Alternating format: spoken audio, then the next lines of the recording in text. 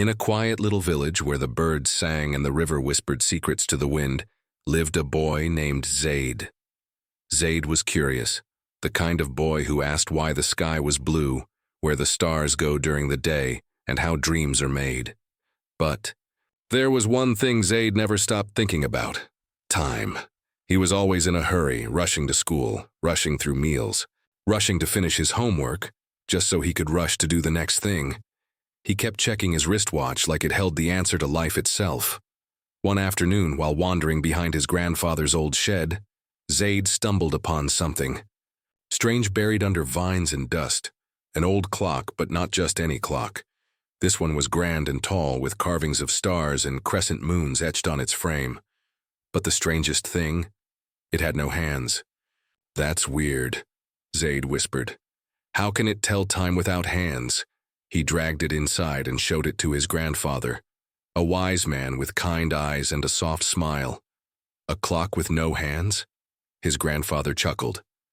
"Ah, you found the clock of presents?" Zaid raised his eyebrows. "The what?" His grandfather leaned in.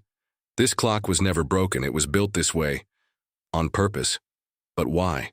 "Because sometimes," the old man said, "we don't need to know what time it is.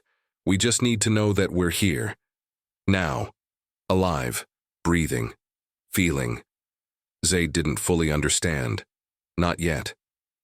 The next day, Zaid tried something new.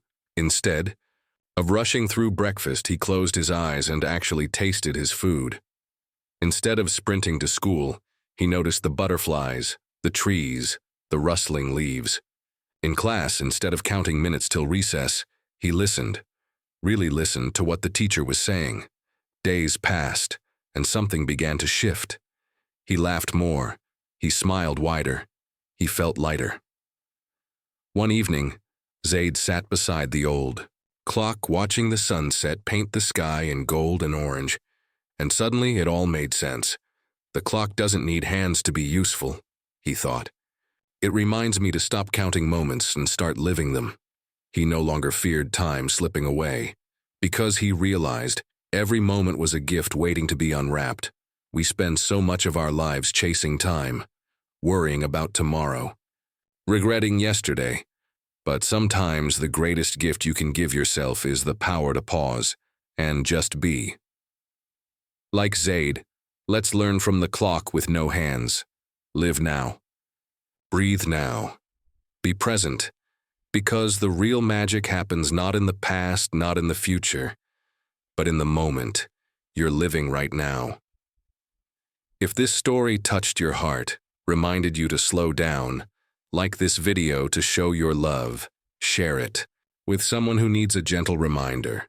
And don't forget to subscribe for more stories that inspire your soul.